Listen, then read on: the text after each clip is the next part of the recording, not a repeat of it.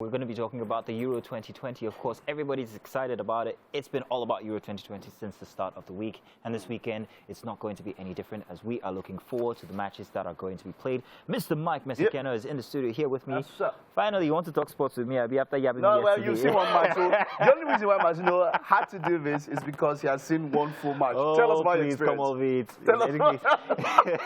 Vít. I enjoyed that one match, and I'm looking forward to some more. Okay. I want to see Portugal play. Is it Belgium they're playing Exactly. next? Portugal, Belgium, that's the biggest one. Yeah, that's what I'm really excited about. Maybe let's start from that. That's the biggest one. You're talking about the current European defending champions against the #1 ranked team in the world. Some of the best players are going to be on display there. That match is going to be on Sunday. Yeah. And you see, Cristiano Ronaldo has been talk of the tournament. He's the highest goal scorer now. Remember his debacle with Coca-Cola. Yeah. How did that pan out? How did that happen? No fine, because there was no stipulated rule. But I think UEFA is working on putting something down and say, okay, that they will fine you if you do that. And you see, this is something quite interesting. There are reports now. Forbes had to release a report of how it actually did not affect the share pricing, but now people are even more. It's now more visible. Like people always look out for the product, and even when I see a press conference, it helped in a way. When I see a press conference, next thing I see is a bottle there. We've also had other people who drank the bottle, who normally would not do, but they're like, hey, come, sponsor me and all that. But hey, Portugal will be up against Belgium. There will be no talk of branding during that match. Belgium, of course, Kevin De Bruyne, there is Romelu Lukaku, there is Eden Hazard who's coming back into form. It's going to be a top-tier match, and a lot of people have tipped Belgium to win. But these are top teams. Anything can happen. I would want to shift towards Belgium, but Portugal, Cristiano Ronaldo, you can't rule them out. Okay, so let's talk about the one game that everybody's, that's imminent this weekend, and that is Denmark and Wales. Now, we all know that Denmark had the issue with Christian Eriksen. They played 2 matches since after then. However, they didn't win one. They won only one. I'm wondering what the instance of Christian Eriksen had on the team. Exactly. Now, that's a very nice question. You see, Christian Eriksen was he is the captain of a team, the biggest player and all of that, driving the team forward. Just before he went off, that match against Finland, it was a given that Denmark would win. They shouldn't have played the match that day. They were given 3 options: complete the match that day, or the next day, or you forfeit it. And they wanted to complete the match. They lost that match, but to their credit, they won the next one, and they have qualified for the next round. Kudos to him. Christian Eriksen was admitted in a hospital just a few hundreds of meters away from the stadium, so he was still there. He called in. He's been giving his support, and the team is up in the round of 16 up against Wales. Look, for that match, it could go anywhere. We don't know who will turn up for Wales. For that particular one, it's one very hard tie to call. There are only very few ties that might be easy to call, but a lot of the ties in this round, they're almost equally matched. Wales, of course, Gareth Bale, the star player. It depends. 3 assists already. It depends which Gareth Bale will turn up. That's always which Gareth Bale will turn up. But it's good. It's something to look forward to. I can't call that match, but it could go anywhere. Okay, can you call Italy-Austria then? That's definitely, everybody will give it up to Italy. Italy so far have been arguably the best team of the tournament. Dark horses before the tournament started, even by rating standards. Italy now have gone 3 matches in the tournament. They have not conceded any goal. They've scored 7 goals.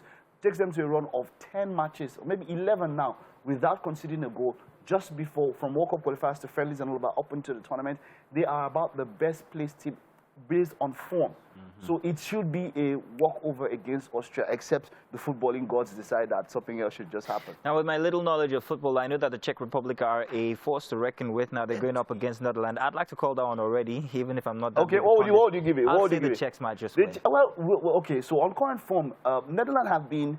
They've been kind of shaky, but they qualified, they topped their group and all of that. Since Frank de Boer, of course, with their coach, hasn't done so well. Wijnaldum, 3 goals, has been pushing the team.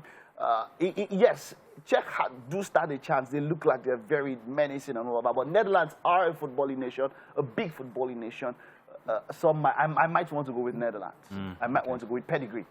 Okay. And then the big one, France. France. They haven't. Well, they pulled a draw with Portugal only from 2 days ago, and I would pretty much say that they are quite in form.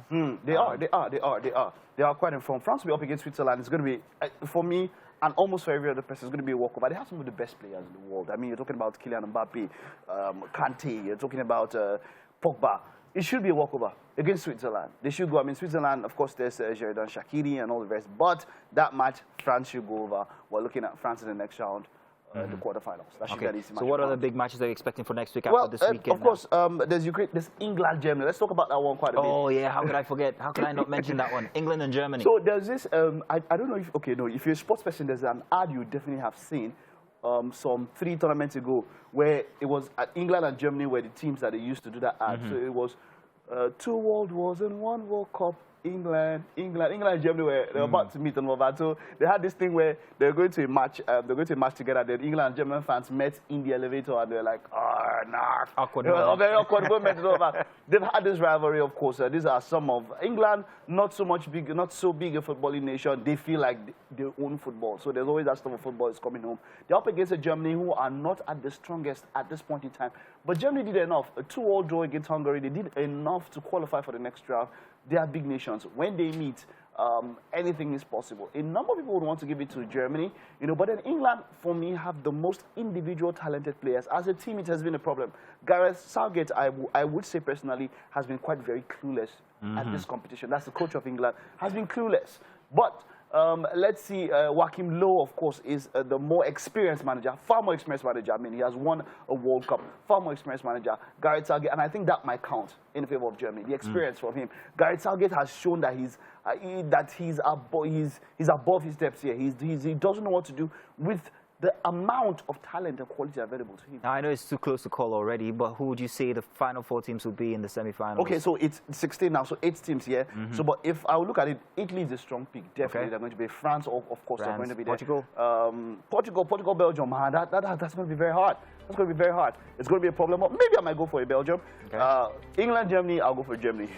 I'll go for Germany. Let's just keep it at now. England, United. Czech and Holland. I'll go for for Netherlands. Okay. And maybe for. I'm surprised you're not rooting for Portugal, but it's okay, no problem. They're up against the #1 team by rank in the world. It's going to be a problem. In any case, hey, thank you for joining us for sports. Let's see what the Euro 2020 is going to be from tomorrow. And if you've placed your bets, well, we better hold it strong. In any case, thank you very much for joining us. Do stay tuned. We have more for Wake Up Nigeria.